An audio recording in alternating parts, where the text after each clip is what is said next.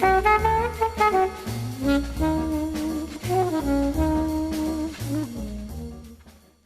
everyone, and welcome to the 2-minute warning interview, where we take a deeper dive into the energy transition and what it means for a lower carbon future in the Middle East and beyond. Today we are delighted to welcome Dr. Mahmoud, the Acting Executive Director and the Technical Director at the Regional Centre for Renewable Energy and Energy Efficiency based in Cairo. Dr. Mahmoud, thank you very much for joining us. Thank you for hosting me today. Let's start with Middle Eastern countries are increasingly diving into new partnerships, and it seems despite the economic pressures that are being very much fueled by the COVID-19 pandemic. And that's great news, but what can we see next? What can we see in the next 12 months? Because that climate clock is ticking louder than ever before. How can we accelerate progress? Well, this is a very good question. In fact, to directly answer your question, to achieve a radical progress within 12 months is somehow depending on the level of partnerships that are going to be established within the coming 12 months. We have already some experiences in the region that without successful collaboration between different stakeholders, without creating the ecosystem, substantial progress in addressing renewable energy and energy efficiency issues, sustainable energy issues in general, will not be that much successful. So, for example, when we look into the environment around us, I mean how the countries are attractive for private investments in renewable energy. You would find many of the Arab countries now, the MENA countries, are putting in place regulatory frameworks, legal frameworks, and also financial instruments, and in terms of either concessional loans together with or commercial loans together with support from the international banking institutions, as well as partnerships with the utilities and state-backed companies. Examples: when you look, for example, into Saudi Arabia, Emirates, Morocco, you will find always companies that are backed by the state, like Masdar, like Mazen, and so on. And these companies are acting like private actors in partnerships with other suppliers, developers, and so on.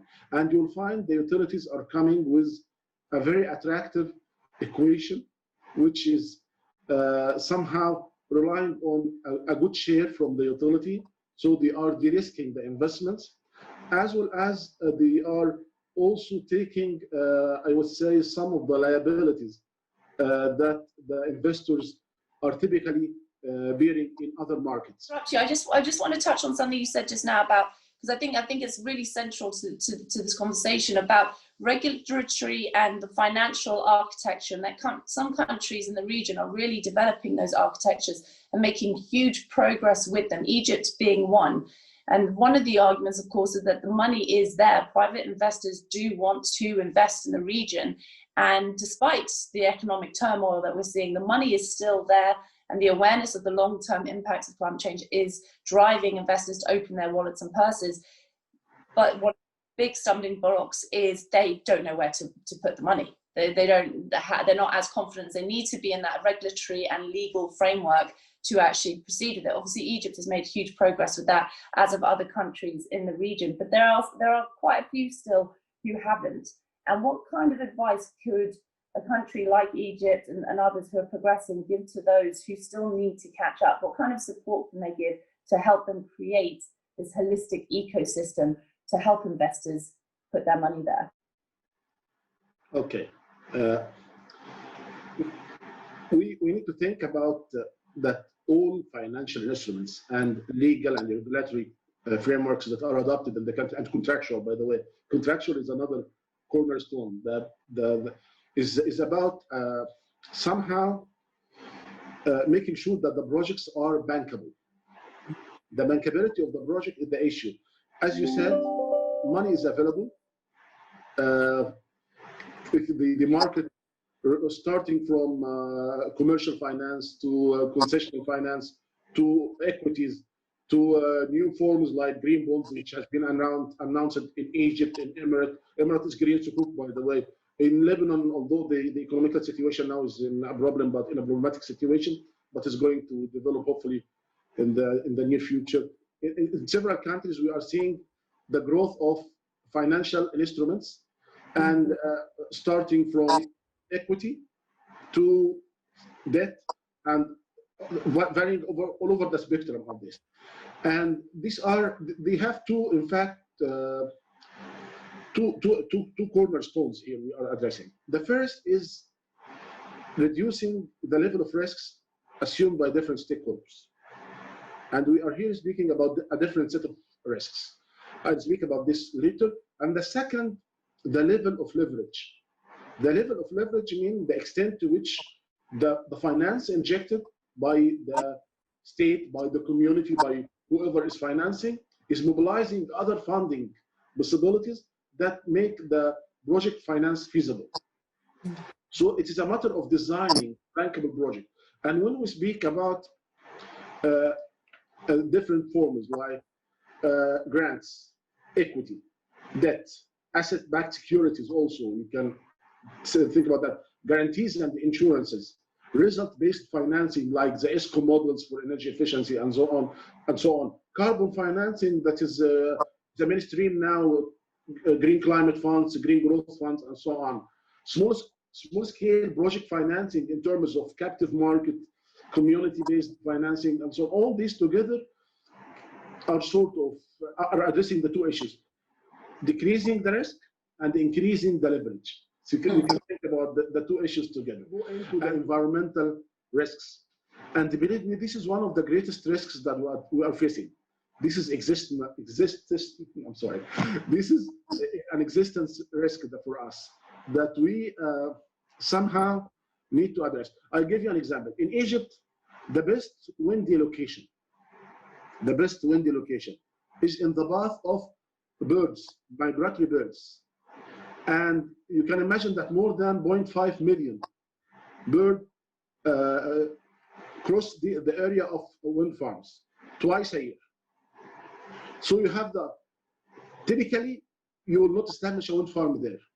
But because of the developments that we are seeing, because of partnerships, multi-stakeholder partnerships with the environmental specialists, with the utility, with the investor, and also regional and international institutions, we designed as RCREEE a program which is called the Advanced Turbine Management Program, a program that would in fact trigger through intelligence, through observation, through softwares also, when the birds are flying over the site, and then stop the exact turbines that may face the risk of having birds around them.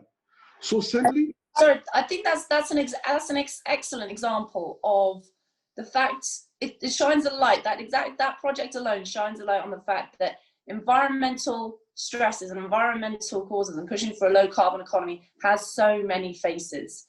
It is not as simple as putting wind turbines in a region with high wind intensity, because then you're affecting the ecological environment at the same time. And that brings us back round to the beginning with partnerships, I think.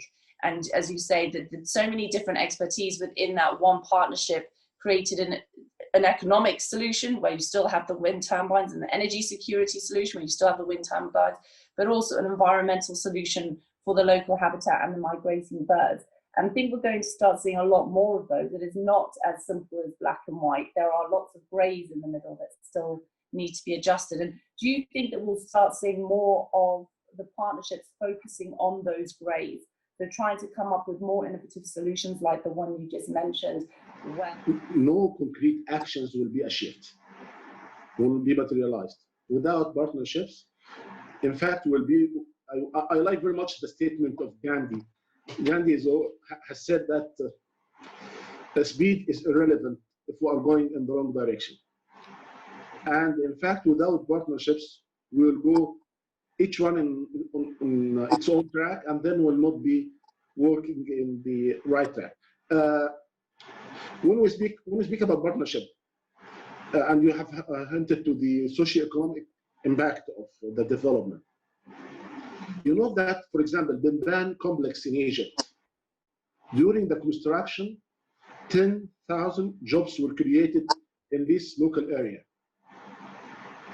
The new project of 250 megawatt just signed a few weeks ago between Egypt, I would say, and Denmark. I will not say the names of the companies. This project will enable for around 3 years 4,000 jobs. So what I'm saying that by ensuring this is part of the market risk, by ensuring a credit-worthy pipeline of projects, that you are sure that this country is not doing one project and that's all, but you are going to have one project now, another project next year, and so on, even several projects over the time frame of the coming 10, 15 years, then the investor is somehow confident that by engaging into this market, I'll have a long-lasting relationship. I have, in fact, ensured that my investments will pay back to me and as planned, and I'll pay my debts and so on. And that is what you're saying about making sure the projects are bankable. Yes. We want, as an investor, we want to be able to see long-term, we want to see long-term promise, and investing in the socioeconomic nature of a country is a long-standing route to doing that, of course. And the mean is rates of unemployment amid the youth are some of the highest worldwide. And of course, the region's population is one of the fastest growing worldwide. So addressing upskilling, talent development within that socioeconomic group specifically is going to be something that's going to last for a very, very long time. I just want to touch on something that really does speak to the partnerships of the region, and that is an interconnected electricity grid, and this long-term goal to see mainstream solar projects and the power generation from those plugged in to a regional interconnected grid.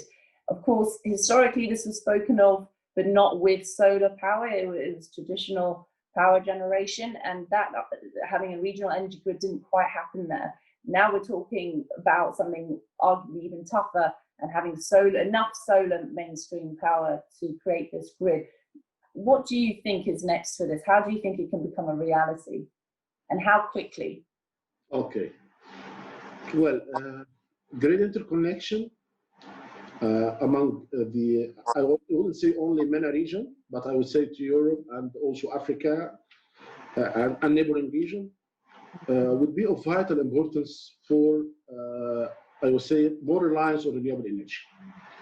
And we all know that because of the fluctuating nature of renewable energies, somehow there are some concerns from the utilities on the increasing penetration ratios of renewable technologies.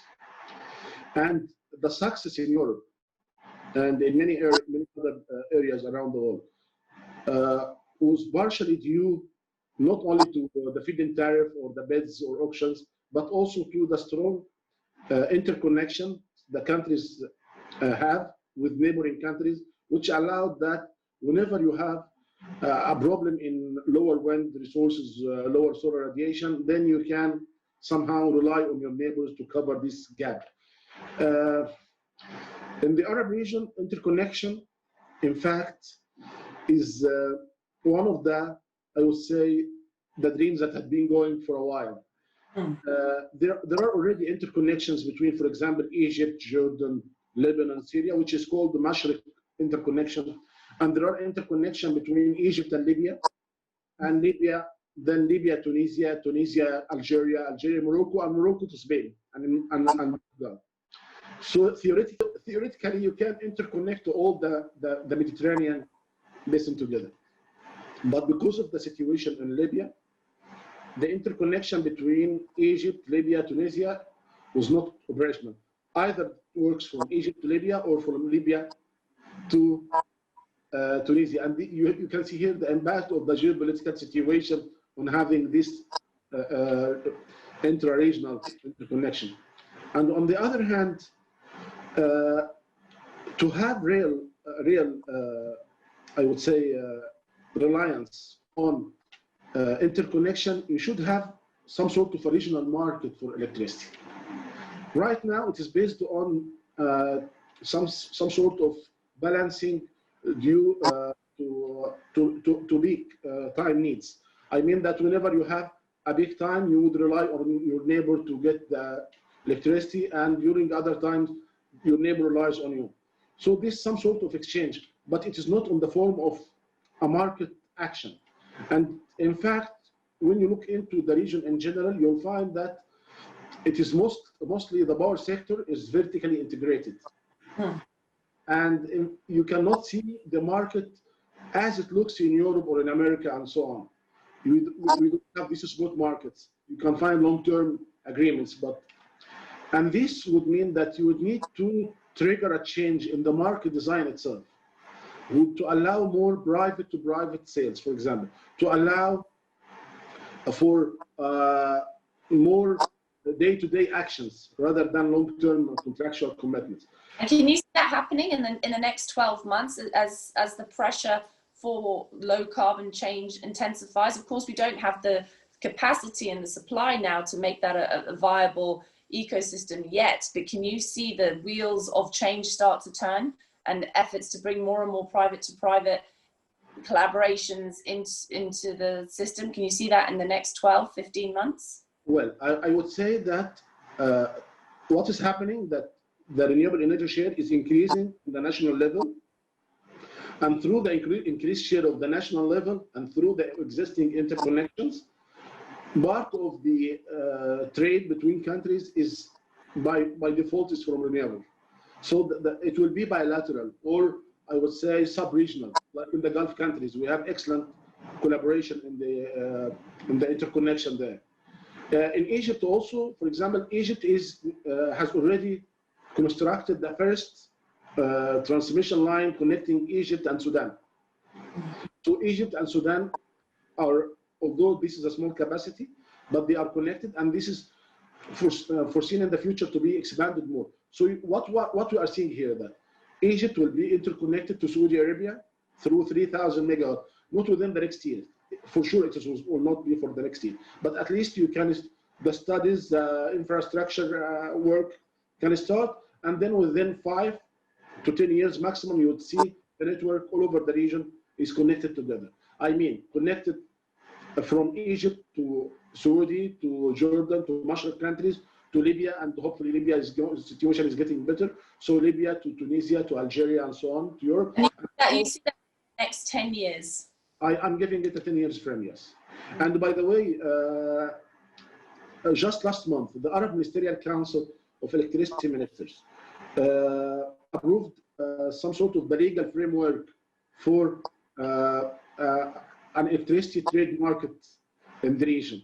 So this is going to be established slowly. We have seen this, by the way, in Europe, it was over 20 years. So it is that the 10 years frame, time frame is not that much wide if you look into the experiences elsewhere. Nevertheless, we start, what I'm saying, that it is important, first of all, to build nationally your capacities, to address your own concern. We should not forget that on the national level, several countries now are facing the situation that they need to reinforce their transmission grid to absorb more renewable energy. And this is a cost. Yes, so these are costs, not only getting the power stations from renewable energy, but also the transmission network. And also, when you speak about the small scale, small scale systems, rooftop system for residential sector, for industry, and so on. When you look at this, you need to have some sort of readiness in the transmission and distribution grid, because they need to act now bi-directional. Typically, they are used to have to bring electricity to the consumer. Now we are dealing in the prosumer concept, producer and consumer at the same time. So this means that the utility and the distribution companies in general, need to somehow accept that they are changing the business model. They are now somehow off-takers also of the consumers' electricity. And here comes the importance of the regulatory framework again.